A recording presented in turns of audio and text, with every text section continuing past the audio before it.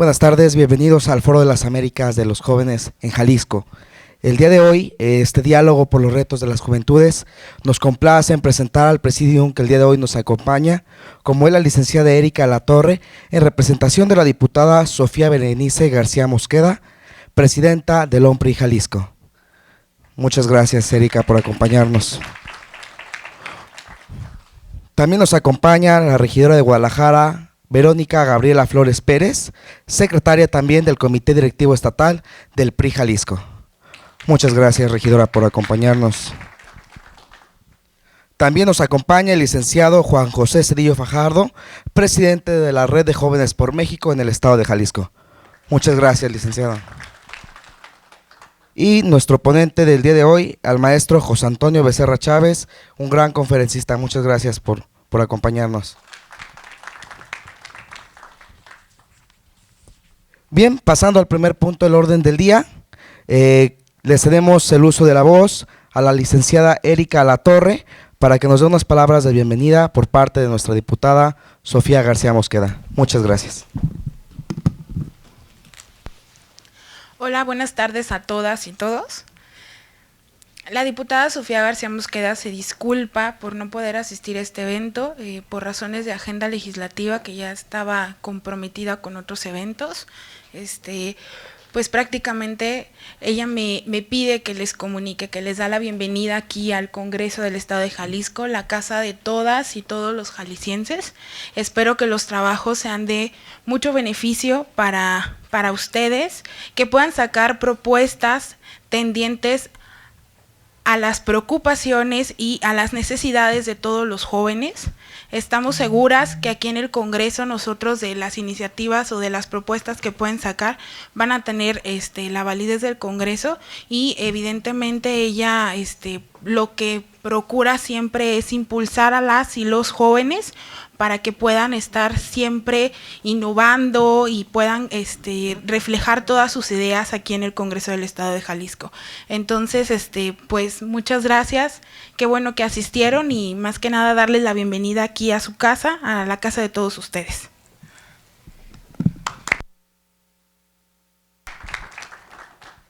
Muchas gracias.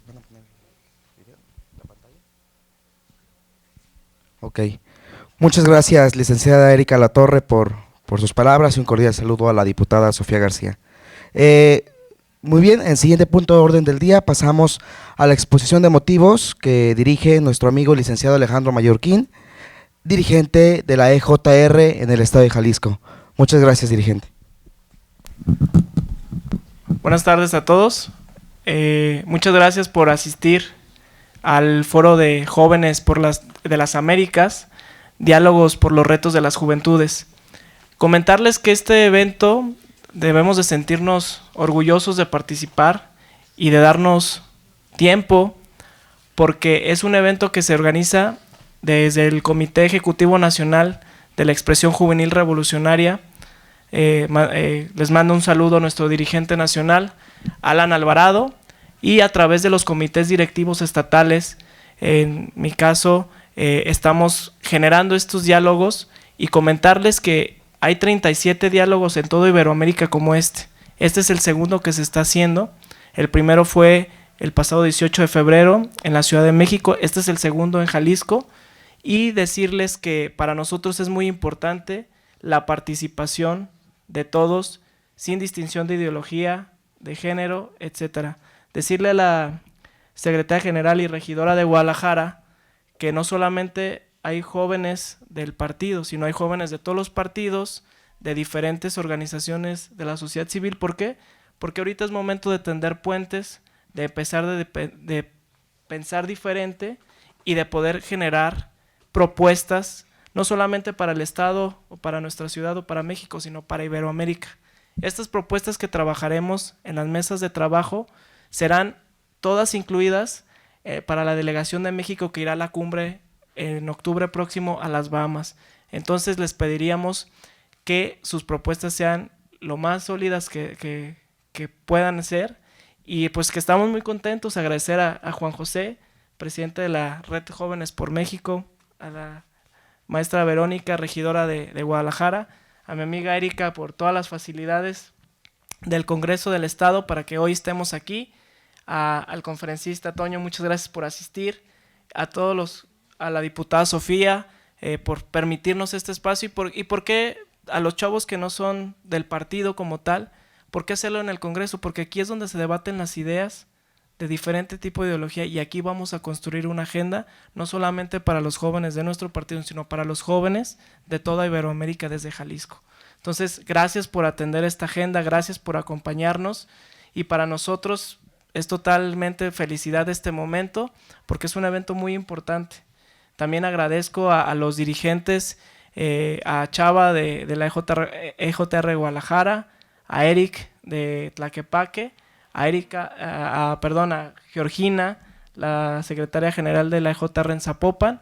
A todos muchas gracias y pues decirles que su servidor va a estar atento para que de aquí se va a armar un buen documento que después se los vamos a hacer llegar a todos con todas sus propuestas de cada una de las mesas de trabajo. ¿Qué temas vamos a abordar? Cambio climático, que es un tema que a todos nos afecta y que solamente tenemos un planeta que cuidar. Equidad de género, que la ola de violencia en contra y hacia las mujeres es un tema que está todos los días, que lo vemos en los medios, que los vemos en las estadísticas, que es un tema que si nosotros no construimos el presente que queremos vivir, ¿qué le vamos a dejar a las futuras generaciones? Tenemos el tema de seguridad pública, volvemos a lo mismo. El tejido social de nuestro país está muy dañado y creo que en general en Iberoamérica también. Entonces tenemos que generar propuestas, sobre todo en el tema preventivo. En el tema de acción ya le toca al Estado. Nosotros como jóvenes, ¿qué podemos hacer para cambiar este contexto de la inseguridad que vivimos en nuestra ciudad, en nuestro estado y en nuestro país? Y el último tema por la cual estamos la mayoría de nosotros aquí es la participación política. Es común que los jóvenes, ya sea en México, no nos interesen los asuntos públicos, no nos interese la agenda pública, no nos interese lo que está pasando en nuestra sociedad. Y es importante crear iniciativas para que los jóvenes se integren. ¿Por qué? Porque sí sabían que según la encuesta nacional de juventud del 2010 del INJUVE, solamente el 7% de los jóvenes en Jalisco participaban en una asociación civil. Entonces, ustedes son parte somos parte de ese pequeño grupo que nos preocupamos, pero sobre todo nos ocupamos por generar propuestas y estar participando en diferentes ámbitos y foros que nos abren para nosotros los jóvenes. Sin más, pues muchas gracias por estar aquí, por estar con su buena voluntad y bienvenidos.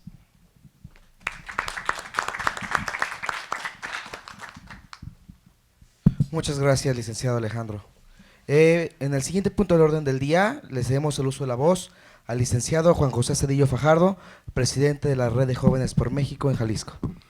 Muy buenas tardes a todos. Quiero agradecer primero la invitación por parte de mi amigo Alejandro Mallorquín, a quien aprovecho para felicitar, porque sin duda esta iniciativa Mallorquín de generar estos diálogos, estos foros, sin duda creo que es la dinámica que deben de seguir los jóvenes en un mundo más global, en un mundo donde todos estamos correlacionados, donde las problemáticas que estabas poniendo en la mesa, sin lugar a dudas, son problemáticas que afectan primordialmente a toda Latinoamérica. Entonces, yo creo que este foro hoy es como un buen inicio para que nuestro estado siga haciendo presencia, que nuestro estado no deje de ser sede de este tipo de diálogos, de este tipo de dinámicas, y que el día de mañana se fortalezcan y esta dinámica sea permanente. Entonces, felicitarte, Alejandro Mallorquín, por esa iniciativa, a todos los participantes darles la bienvenida y yo sumarme como un joven más. Creo que a final de cuentas la importancia de esto radica en que tienen que ser temas apolíticos. Hoy no venimos a hablar por parte de partidos, hoy venimos a hablar como jóvenes preocupados por estas problemáticas que nos afectan a todos, como es el cambio climático, como es el tema de la equidad de género, como lo es el tema de la participación política, y en esa medida que las ideas que todos aquí contribuyan sean un buen proyecto que Jalisco ponga sobre la mesa en el Foro Nacional, para quienes vayan en representación a Bahamas puedan llevar un documento y que a la vez se retroalimente de lo que está pasando políticamente en otros países. Creo que también nosotros tenemos mucho que aprender en el tema de políticas públicas, de lo que es exitoso en algunos países de Latinoamérica, principalmente en Colombia y en Chile, y nosotros de alguna manera también llevar buenas ideas a este foro. Entonces, felicitarlos a todos, la mayor participación. Yo qué haría desde mi organización Mallorquín, pues me sumo a darle, vámosle dando al tema de también en el área de la participación digital, de este foro de juventudes. La red de jóvenes se compromete en eso, a hacer llegar esto a los diferentes municipios del estado de Jalisco para que los jóvenes participen de manera digital y los documentos se fortalezcan. Así que pues, el mayor de los éxitos en sus trabajos y gracias por la invitación.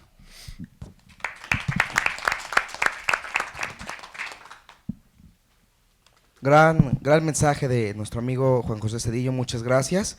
En el siguiente punto cedemos el uso de la voz a la licenciada Verónica Flores, secretaria del Comité Directivo Estatal del PRI, para que dé inauguración a este gran foro de jóvenes de las Américas. Bien, muchas gracias.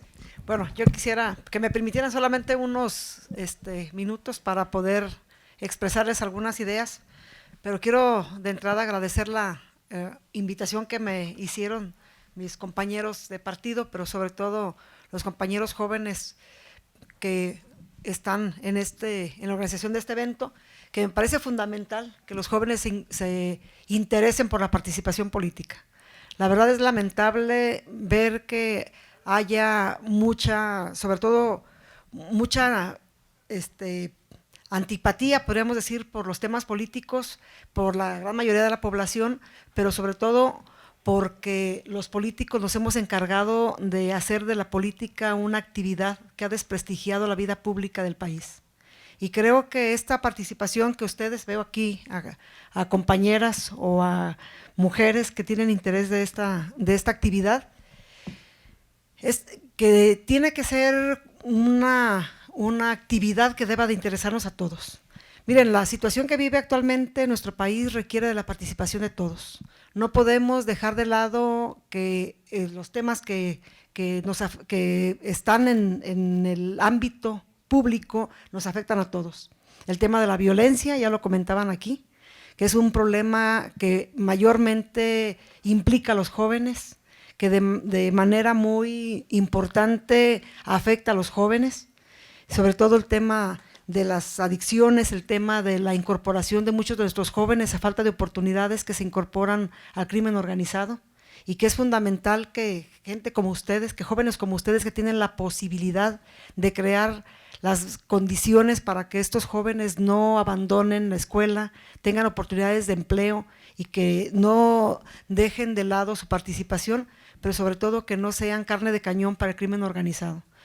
Hay muchos temas, como ya se comentaba aquí, el tema del cambio climático, que pareciera que es un tema que lo vemos muy lejano, pero quiero decirles que cuando tenía su edad lo veíamos muy lejano, y lo que está pasando ahorita ya nos está alcanzando, y la verdad es que el deterioro del planeta nos está alcanzando de una manera muy rápida.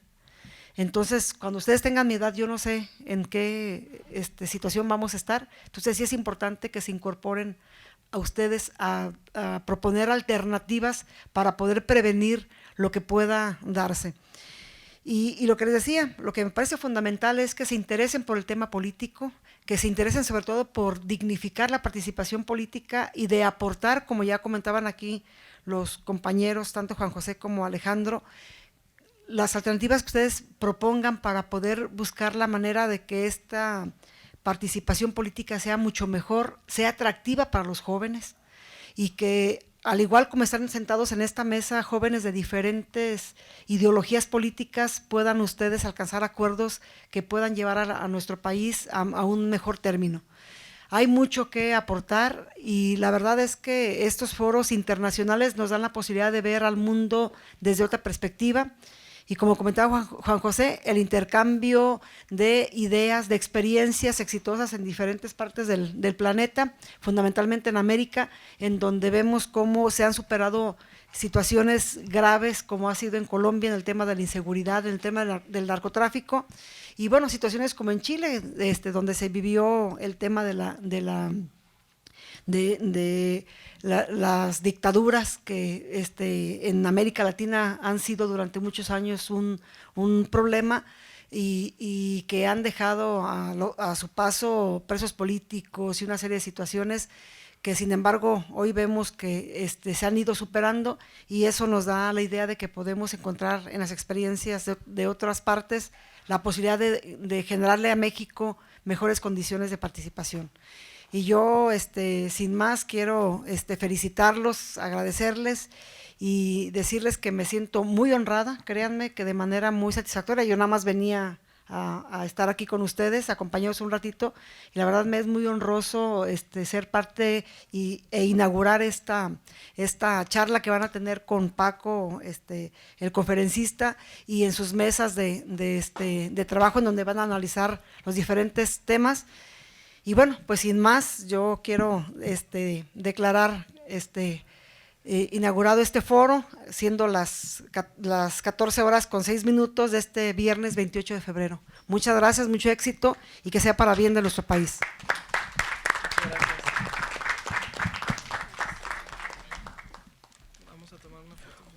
Muchas gracias, licenciada. Dirigente, antes de que se retiren los miembros del Presidium, ver si nos regalan una foto de inauguración de este gran foro de las Américas, por favor. Si gustan ponernos acá al frente para tomar la foto. Bien, vamos a pasar con nuestro conferencista, el maestro José Antonio Becerra Chávez. Nos gustaría darles una pequeña reseña curricular de nuestro conferencista del día de hoy, el maestro José Antonio.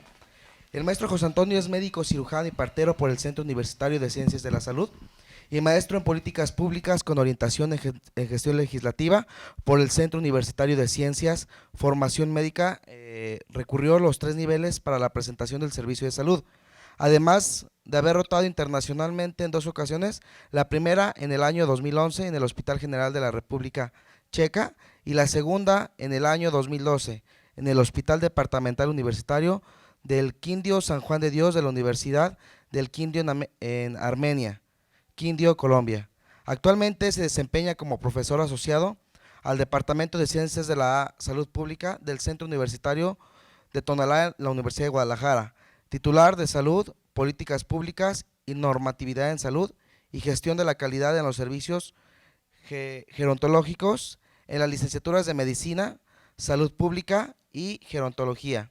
Ha sido ponente en múltiples ocasiones en diferentes foros, tales como el Seminario de Primavera de Políticas Públicas, en el 4º Encuentro Internacional de Economía Campesina y Agroecología en América, y el 6º Encuentro Nacional de Productores y Experimentadores en Agricultura Orgánica Alternativa, por una política agroalimentaria para la vida y la salud. También en el primer seminario de trabajo y vejez con el tema de políticas públicas en materia de trabajo para adultos mayores y otras alternativas. En el seminario de otoño de políticas públicas, en la primera semana de la sustentabilidad empresarial en el Centro Universitario de Tonalá, entre otros. En el plano social pertenece a la Sociedad Mexicana de Salud Pública AC. Es miembro de la Asociación Médica de Jalisco en el Colegio Médico AC, además de ser voluntario en la Delegación Estatal de Jalisco de la Cruz Roja Mexicana y en el colectivo OIN de Alternativas para la Comunicación, la Sexualidad y el Desarrollo Comunitario AC.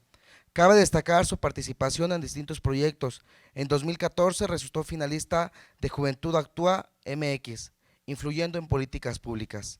Primera generación, convocatoria realizada por el Instituto Nacional Electoral y el Programa de las Naciones Unidas para el Desarrollo, con el proyecto Adolescentes en la Calle, conociendo y reconociendo los derechos sexuales. En el 2015 contribuyó como líder del grupo de la implementación de My World 10 para la definición de la Agenda de Desarrollo 2015 en el Estado de Jalisco.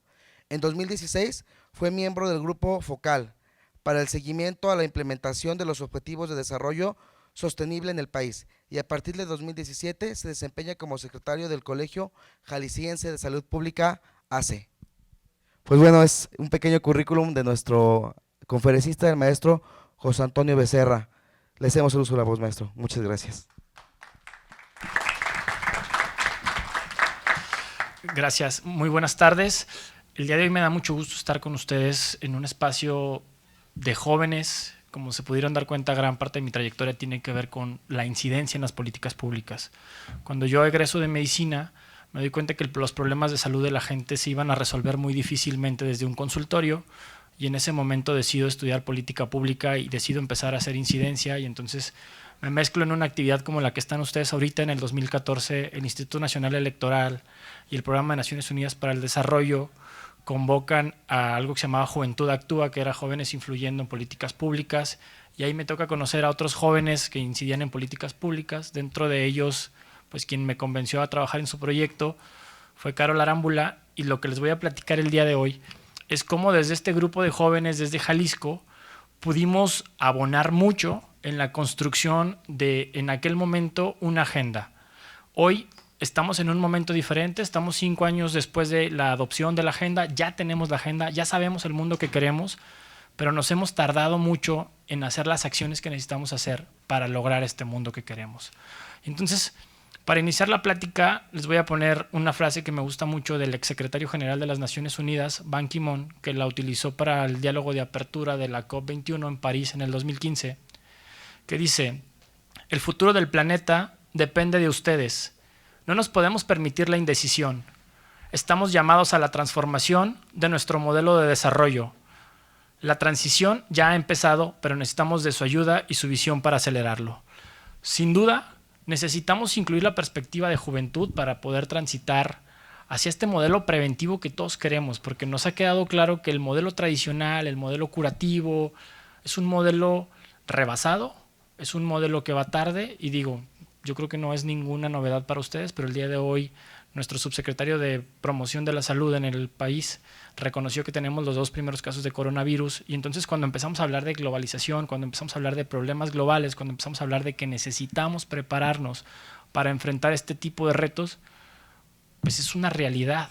Y cuando ustedes le preguntan eso a un médico que tiene 20 años en el IMSS, que tiene 25 años en la Secretaría de Salud, pues para él está bien fácil, hace una receta y algunas otras cosas, pero hoy sabemos que no tenemos los cubrebocas suficientes, los ventiladores suficientes, la medicina suficiente. Es más, hoy ni siquiera sabemos qué medicina le vamos a dar a los pacientes por coronavirus porque no están respondiendo antivirales. Vamos a empezar a implementar protocolos de investigación de una manera acelerada para ver qué va a pasar. Y en ese sentido creo que vale mucho la pena espacios como este, y agradecer la invitación a la expresión revolucionaria juvenil, en donde tenemos que empezar a plantear qué es lo que necesitamos, qué es lo que queremos, y no solo desde el gobierno, desde la sociedad civil, desde la industria, desde la producción, desde los modelos de consumo, porque hoy pues están rebasados. Mi plática va a tener estos 4 momentos: los antecedentes de por qué era necesaria una agenda global, los objetivos de desarrollo del milenio muy rápido como la antesala de los objetivos de desarrollo sostenible, y el proceso de incidencia que tuvimos para la construcción de esta agenda. ¿Todos conocen los objetivos de desarrollo? ¿Alguien no los conoce? Tampoco me gustaría una clase que ya tuvieron o algo que ya saben, para irnos un poquito más rápido. La necesidad de desarrollar una agenda desde la política pública y desde la teoría de política pública recae en que existen problemas públicos. Siempre va a existir problemas públicos, porque los problemas públicos, cuando ya los resuelves, tienen la característica de que son capaces de mutar, y entonces un problema de seguridad, lo que nos hacía falta era alumbrado público. Pones alumbrado público y se resuelve esa parte, pero el problema de inseguridad no se resuelve, sino que ahora es otro el problema. Y entonces los problemas públicos van a ir mutando, y con este modelo de globalización, que hoy no nos podemos imaginar y todavía no lo medimos, pero nos va a tocar, el impacto económico del coronavirus en México lo vamos a empezar a ver en abril, mayo, cuando la industria se detenga porque no ha llegado todo lo que necesitamos que llegue para continuar el proceso productivo. El problema de salud ya lo tenemos, pero el problema económico todavía no. Y entonces tenemos problemas públicos globales por un fenómeno de globalización, y tenemos problemas públicos locales, y eso va a ser muy interesante porque los que tengan la oportunidad de ir a cualquier otro de los espacios van a tener la oportunidad de ver cómo los problemas públicos son muy parecidos en todas las partes del mundo. Lo que cambia es la manera en la que enfrentamos el problema público. Y algunas minuciosidades. En alguna de mis andanzas me tocó estar en Canadá, y en Montreal, en la ciudad que yo estuve, la basura pasa en la noche. Y uno dice, ¿generan basura? Sí, pero el aseo público no es un problema público para ellos, porque ellos lo concibieron de una manera diferente, sus camiones son diferentes, es un trabajo totalmente diferente, y no es como aquí. Aquí no solo es un problema de basura, es un problema de tráfico, es un problema diferente, porque hemos construido soluciones diferentes. Y yo creo que estos espacios nos tendrían que permitir arriesgarnos a producir, a proponer soluciones diferentes a los mismos problemas públicos que todavía no resolvemos. ¿Cuáles son? Y voy a utilizar para ejemplificar los dos que más utiliza la Agenda del Desarrollo Sostenible, que son el objetivo de desarrollo del milenio, estaban en el 1 y hoy están en el 1 y en el 2. El primero es pobreza. Y pobreza es súper interesante porque detrás de pobreza hoy hablamos de cosas diferentes. Por definición, la pobreza es la falta de o la carencia de, y en ese modelo era muy fácil resolverlo. Si la gente no tenía comida y era pobre por alimentos, pues teníamos que producir más alimentos y entonces migrábamos a una tecnología de producción diferente y se resolvía. Pero eso no pasó y hoy tenemos superávit alimentario. México exporta más de lo que importa y seguimos teniendo 55 millones de pobres en el país. Y entonces la concepción de ese problema como problema hoy es diferente. Hoy hablamos de desigualdad social. Bueno, en el mundo existen 2.000 millones de personas que viven en pobreza y por eso es que nuestro objetivo de desarrollo sostenible número 1 es erradicar la pobreza. Hay muchas maneras de medir eso y eso es muy interesante desde la política pública porque desde la definición del problema público vamos a empezar a esbozar la solución. ¿Me explico? Si nosotros decimos que el problema de pobreza es falta de dinero, pues hay que darle dinero a la gente. No podemos decir otra cosa. Y entonces las mediciones de pobreza básicamente son dos. Una, la línea internacional de pobreza que la mide Fondo Monetario, Banco Mundial y algunas instituciones como estas que hablan de ingresos per cápita por día por debajo de $5,5 por persona por día. Y en ese marco podemos separar los que viven con menos de 5.5 son pobres y los que viven con más no son pobres. Ahí hay algo muy interesante que hace México. México dice, no, nosotros no podemos medir pobreza así porque hay gente que tiene $5.6 por persona por día, pero sigue teniendo pobreza. Y entonces nos inventamos algo que se llama la pobreza multidimensional, que es una manera diferente de medirlo. En la ley del Coneval, del Consejo Nacional para la Evaluación de la Política del Desarrollo Social, nosotros decimos que no solo es un tema de ingresos, sino que es un tema de ingreso y de derechos sociales básicos. Y se es pobre cuando se tiene carencia en alguno de los 6 derechos y se es pobre extremo cuando se tiene carencia en 3 o más de los derechos sociales básicos. Y vuelvo, esto tiene mucho que ver porque en la manera en la que ustedes empiecen a construir en un rato sus problemas de seguridad, de participación ciudadana, si ustedes lo ven como una sola variable, como el ingreso, así lo van a resolver. Y entonces sale nuestro presidente y dice, pues beca para todos, se acabó la pobreza porque ya tienen el dinero y esa beca los ubica por encima de la línea internacional de pobreza y el problema de pobreza se resolvió. Lo que hagan con ese dinero no importa, porque lo que importa es que tengan dinero, porque así lo medimos. ¿Me explico? Ese es el primer ejemplo. Y bueno, ya cuando transitamos al siguiente momento, nos damos cuenta de que el problema es desigualdad social. Y México es uno de los países más desiguales, en donde muy poquitos tienen mucho y muchos tienen muy poquito. Entonces, pues hay estudios que demuestran qué tan desigual es esto. El siguiente problema público, pues, es el hambre. Y entonces, pues todos sabemos qué significa tener hambre. La Organización de las Naciones Unidas, que se encarga de hablar de alimentación y hambre, la FAO, dice que hay 3 tipos de hambre: la leve, la moderada y la severa. La que más nos preocupa es la severa, y por definición el hambre severa o la inanición es personas que no probaron alimento en 24 horas o más. O sea, no dieron ni una comida al día. Y hay un buen de personas en el mundo. Y no nos explicamos por qué los modelos de producción y consumo hoy nos permiten que cuando ustedes van a un supermercado, al que vayan, a Superama, a Walmart, a Sam's, a Costco, sabemos en temas de alimentos que el 70% de los alimentos está destinado a destruirse porque no se va a consumir. Y entonces van a caducar ahí, pero para hacer un efecto de marketing de que es un alimento que se vende mucho, pues producimos mucho, aun cuando sabemos que no lo vamos a utilizar. Y bueno, pues ya por ahí nacen algunas ACEs que tienen la capacidad de gestionar eso, como el Banco Diocesano de Alimentos, pero algunas marcas deciden no donarlo y deciden destruirlo porque además acceder a eso te da estatus. Entonces, vuelvo, hoy no tendríamos por qué tener hambre. El mundo produce los alimentos suficientes para que no haya hambre en el mundo. Hoy no se trata de producir más, hoy no se trata de mejorar las tecnologías de producción, hoy no se trata de sembrar el desierto con drones, ya pasa. Ya hay una parte del mundo que está sembrando el desierto con drones y los está regando y está funcionando. Cosas que no nos imaginábamos, hoy ya pasan. ¿Y qué trato de decirles? A pesar de todo esto, no hemos podido resolver el problema que tenemos del México de 1800, de 1900. La causa de la independencia, la causa de la Revolución Mexicana la seguimos teniendo cuando hoy producimos, insisto, alimentos para que nadie en la Sierra de Guerrero, en la Sierra de Chiapas, en Oaxaca, en donde ustedes se imaginen, en la Sierra de Altos Norte, Jalisco, tenga hambre. ¿Qué nos falta? Políticas públicas que tengan un sentido arriesgado, una propuesta diferente que nos permita hablar. Y hoy no hablamos de hambre en falta de alimentos, sino que hoy hablamos del tema de inseguridad alimentaria como un tema global que requiere la atención de los gobiernos nacionales. ¿Por qué se dio todo esto? Bueno, pues por una transición que tuvimos en el mundo, en donde pasamos de esta línea plana de la población a tener un crecimiento poblacional increíble en los últimos 100 años, en donde pasamos de una esperanza de vida de los 43 años a hoy tenemos una esperanza de vida de 76 años promedio. Y eso nos llevó a tener población por encima de los 7 billones en el mundo.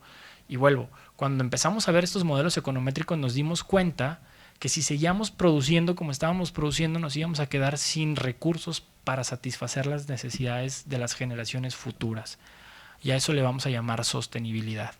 Y hoy el tema más importante es cómo administrar los recursos para garantizar la producción de los bienes y servicios necesarios para satisfacer el mayor número de necesidades de las personas que viven sin comprometer los recursos para satisfacer las necesidades de las generaciones futuras. Y entonces, bueno, pues fuimos víctima de nuestros propios éxitos, nos encontramos con la penicilina y entonces resolvimos los problemas de salud de las enfermedades transmisibles y hoy tenemos otro tipo de enfermedades que además nos están costando mucho más caras. Resolver una anemia, resolver una parasitosis, resolver una enfermedad por una bacteria, pues es relativamente barato, se resuelve con pastillas que nos cuestan 10 centavos, 15 centavos en producción en masa. Cuando hablamos hoy de resolver las enfermedades no transmisibles como el cáncer, como la diabetes, como la hipertensión, como la insuficiencia renal, pues no se compara el costo del tratamiento de una y otra y entonces pues no hay gobiernos que tengan la capacidad de resolver este nuevo paradigma, esta nueva transición epidemiológica en la que estamos inmersos. Y bueno, no quiero perder mucho en esto. Y ya como resumen, yo les ponía como ejemplos problemas globales, todos los conocemos, cambio climático, sobreexplotación, migración, crecimiento poblacional, y por el otro lado algunos problemas locales que se mantienen y que algunos se reflejan pues porque son globales, porque están en muchas partes, como la pobreza, la desigualdad, la inseguridad alimentaria. Y entonces, hoy creo que la meta es, de los 4 ejes, arriesgarnos a hacer propuestas de solución para cosas más complicadas. Hoy nos planteamos un mundo diferente porque podemos. Hoy tenemos todo lo necesario para que nadie tenga hambre en el mundo y para que nadie tenga pobreza en el mundo. Hoy el mundo tiene la riqueza suficiente para eso. Y entonces necesitamos empezar a plantear esas estrategias de solución totalmente diferentes que nos permitan llegar a eso. El primer esfuerzo de esto se hizo en la cumbre del milenio, por ahí del 1998-1999. Un grupo de expertos se sentó a decidir cuáles eran las 8 principales áreas que necesitaban ser atendidas. Y ahí nacieron los objetivos de desarrollo del milenio. Pero bueno, tenían una fecha de inicio, que era el 2000, y tenían una fecha de término porque había que evaluarlas. Como una buena política pública tiene que ser evaluada. Y en ese sentido, del 2000 al 2015 transitamos por el modelo de los objetivos de desarrollo del milenio. Algunas cosas las logramos, algunas cosas ya las teníamos, porque luego los documentos oficiales manejan como reducir a la mitad y algunas cosas que pues sí pasan, ¿no? Y más si nuestra medición de pobreza es en dólares y el peso se aprecia, pues la pobreza baja, ¿me explico? Pero son los mismos 25 pesos que tiene la misma persona en Tapalpa, en Mazamitla, en Ixtlahuacán, en la Sierra de Guerrero. No es que haya dejado de ser pobre, sino que hoy la medición de pobreza lo ubica por encima porque el dólar bajó y si la medición era 2,5 y 1,25 para pobreza extrema, pues si el dólar bajaba su precio, su tipo de cambio, los pobres salían de la pobreza mágicamente. Entonces, pues resolvimos el tema de los objetivos de desarrollo del milenio, y cuando se acercaba la fecha de término, que era septiembre del 2015, pues las Naciones Unidas empiezan a hacer un esfuerzo y se preguntan, ¿y ahora qué sigue? ¿Lo logramos? Bueno, no lo logramos. ¿Cómo le vamos a hacer para así lograrlo? Y ahí es en donde se hace este ejercicio de participación, en donde a través de una encuesta que se llamó My World, aplicamos la encuesta en todo el mundo. México fue el segundo país que más participó y la juventud fue la que más participó, y ahorita les voy a enseñar los resultados de eso. Por ahí se construyó una agenda de 17 objetivos y la idea era seleccionar otros 8 para darle continuidad a los objetivos de desarrollo del milenio. Pero cuando llega el momento de decidir nos dimos cuenta de que todos eran importantes y que no había necesidad de dejar ninguno fuera, y al final se adoptan los 17 a pesar de lo que se había votado. Entonces se construye a través de un ejercicio de participación ciudadana global muy amplio, con 9 millones de votos, casi 10 millones de votos. Y esto es, según yo, México, no alcanzo a ver, no, es el global, que fue la prioridad más importante para el mundo, mejor educación. Sí, no alcanzo a leer bien. No, es mejor educación, good. Es mejor educación y después es mejor sistema de salud. Y así se organizaron las prioridades, pero insisto, al final, este es México, el desagregado de México, logramos casi 2 millones de votos. Y en México, a diferencia del mundo, lo que la gente más necesitaba eran mejores oportunidades de trabajo, o así lo manifestó la gente que votó. ¿Quiénes votaron? En su mayoría personas entre 16 y 30 años. Eso es muy importante, es una agenda de las juventudes. Esto yo lo hice cuando todavía era joven, de acuerdo a la Ley Nacional de Juventud. Hoy ya no soy joven de acuerdo a la ley, ya crucé el tercer piso y ya no puedo participar desde donde están ustedes, yo me toca participar desde donde estoy yo. Llega la cumbre del desarrollo sostenible y bueno, me gusta mucho porque nuestro presidente no supo que firmó, afortunadamente, pero lo firmó y la adoptó. Y bueno, de acuerdo a la ley, pues esto tiene todo el carácter vinculante, pues porque sí es un documento firmado por el Ejecutivo y ratificado por el Senado. Y entonces eso nos debería de obligar a desarrollar las acciones necesarias para lograr este mundo que nosotros estamos imaginando que podemos lograr. La cumbre se llevó a cabo del 25 al 27 de septiembre en el Secretariado General de las Naciones Unidas y luego tuiteó nuestro presidente que lo había firmado. No fue el único, aquí está la lista de oradores, está el Papa y algunos otros jefes de Estado que son quienes adoptan. La transición se hizo de esta manera, de los objetivos que teníamos del milenio, pues los desagregamos porque nos dimos cuenta que no era lo mismo hablar de pobreza y hambre, y entonces hoy tenemos uno de pobreza y uno de hambre, y transitamos de 8 a 17 y recuperamos el tema de la sostenibilidad. Y ahí vamos a entrar ahorita en algunas cuestiones sobre qué es la sostenibilidad y algunas dudas que seguramente van a surgir. Y hoy tenemos una agenda de 17 objetivos con 169 metas específicas a cumplir y la fecha de cumplimiento es septiembre del 2030. ¿Qué es lo nuevo? Las Naciones Unidas declararon en el 2020 la década de la acción para lograr la agenda, porque nos dimos cuenta que luego había países que lo dejaban todo hasta el final y en los últimos 2 años empezaban a chambear y pues ya no les ajustaba el tiempo. Entonces hoy estamos empezando a apretar desde antes. Y les digo estamos porque México ha sido... Cuando conoces a México desde afuera, México es algo muy interesante y es muy propositivo y es muy bueno. Estamos muy acostumbrados a verlo desde adentro y desde adentro México es malo. Pero desde afuera, México es de los primeros países que se sumaron a la revisión nacional voluntaria en el Foro Político de Alto Nivel para el Desarrollo en el 2016. Y ahí me tocó estar ahí, afortunadamente. Entonces, es algo muy interesante porque México es de los 20 países que le está diciendo al mundo qué hacer en materia de objetivos de desarrollo sostenible. Esta semana acaban de instalar la comisión para la implementación de la década de acción del desarrollo sostenible y algunas cosas. Todavía no llegamos a los puntos más específicos, que es ahí en donde ustedes van a ser quienes decidan esto, ¿no? Cosas como, ¿qué onda con el cableado que tenemos en la vía pública todo el tiempo? Y más en este modelo previo en donde la tele era por cable y los cables están ahí nada más, ya ni siquiera están conectados. Y hoy tenemos tele satelital, y hoy tenemos fibra óptica, y hoy tenemos otro tipo de sistemas. Pero ¿qué onda con toda esta basura? ¿Es buena? ¿Es mala? ¿Qué vamos a hacer? ¿Cómo empezar a reestructurar la manera en la que vemos los problemas y cómo lo vamos a definir? Sin duda se trata de que cada quien tome su objetivo. Seguramente cada quien está aquí porque tiene una causa social muy legítima, muy respetable y en la que nos podamos sumar, nos vamos a sumar.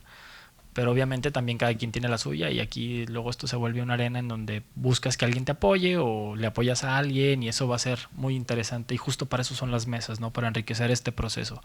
A mí mi objetivo favorito, porque es a lo que me dedico, es el objetivo de desarrollo sostenible número 3, que habla sobre salud y bienestar. Y entonces tenemos métricas muy interesantes o bueno, metas a lograr como disminuir la mortalidad materna. Los que nos dedicamos a la medicina hoy sabemos todo lo que se necesita saber para que nadie se muera por cuestiones atribuibles al parto.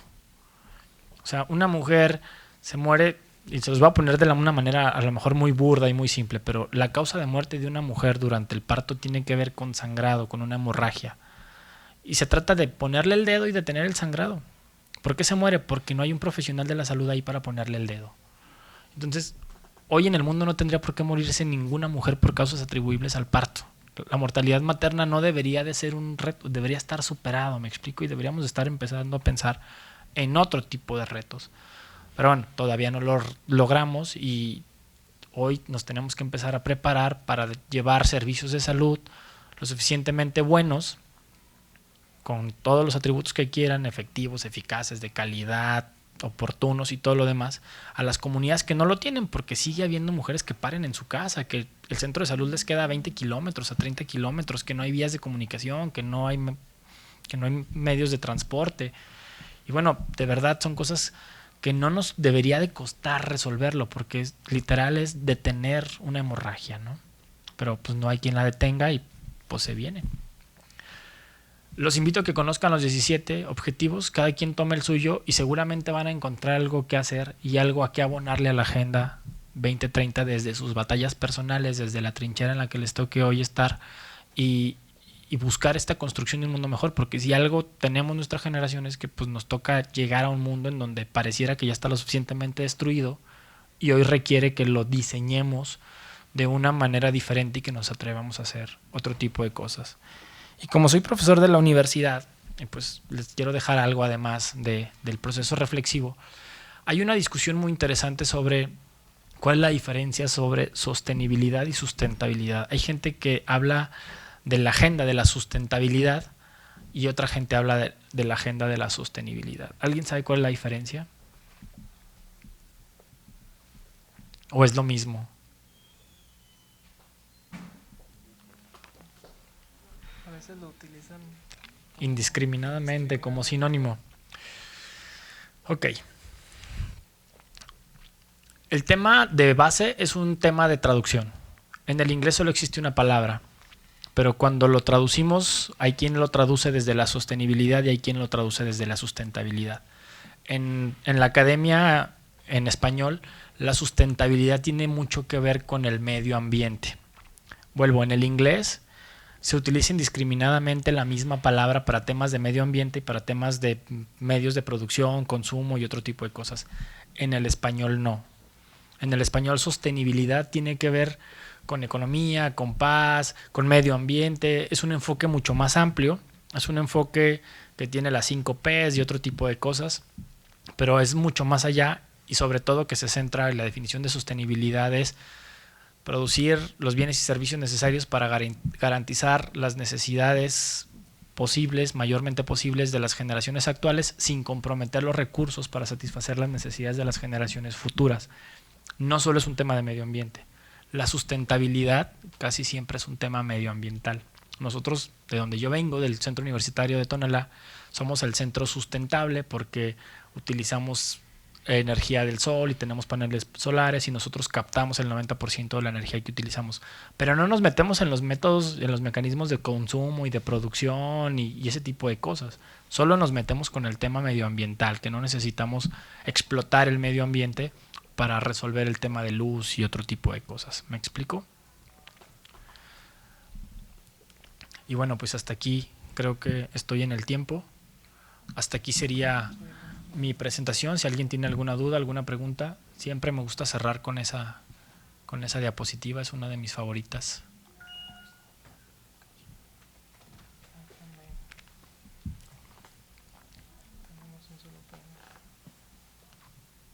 Y entonces, bajo esa diapositiva, la Agenda 2030 se vuelve el plan A y no hay plan B.